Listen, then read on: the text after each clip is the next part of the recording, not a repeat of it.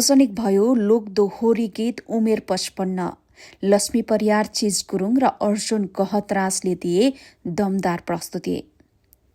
सत्य घटनामा आधारित नयाँ नेपाली लोकदोहोरी गीत उमेर 55 सार्वजनिक भएको छ।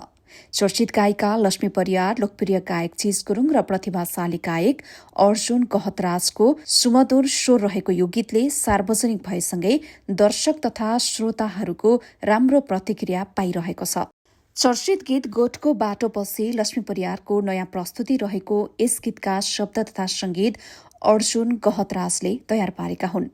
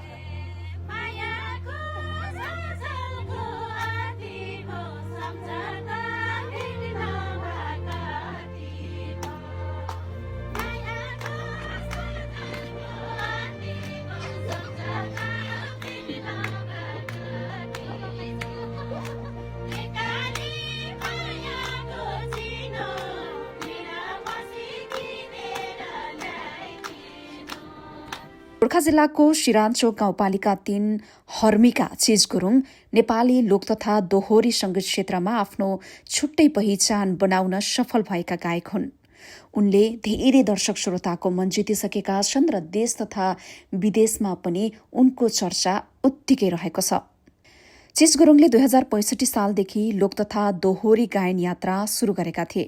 शुरूआती दिनमा काठमाडौँका दोहोरी साँझमा गीत गाउँदै आफ्नो सांगीतिक यात्रा अघि बढाएका चिज गुरुङले निरन्तर मेहनत, संघर्ष र लगनशीलताका कारण आज लोक दोहोरी क्षेत्रमा लोकप्रिय गायकका रूपमा स्थापित हुन सफल भएका छन्। चर्चित गायक चिज गुरुङलाई लन्ठु गायक भनेर पनि चिन्ने गरिन्छ। लन्ठु जस्ता चर्चित गीतले उनको लोकप्रियतालाई उचाइमा पुर्याएको थियो।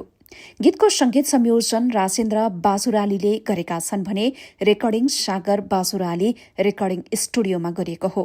मिक्सिङ तथा मास्टरिङ खड्ग बाजुरालीले गरेका छन्। गीत Lakshmi Pariyar official YouTube channel मार्फत सार्वजनिक गरिएको छ। भिडियोमा विजय पुन र सम्झना बुढाथोकीको मुख्य अभिनय रहेको छ। भिडियोको कथा अर्जुन गहतराजले लेखेका हुन् भने निर्देशन विजय मगरले गरेका छन्।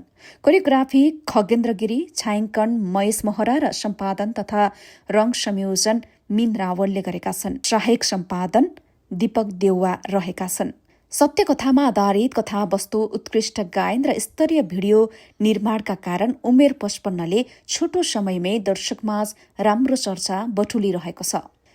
चर्चित गायक चिज गुरुङले सुरुवाती चरणमा सालै सो, म तिम्रै हुँ र डाँडैमा पिपालु बोट र मोहनी लगायतका एल्बम तथा गीतहरू सार्वजनिक गरेका थिए। यद्यपि उनको वास्तविक पहिचान प्रत्यक्ष दोहोरी गायनबाट बनेको थियो।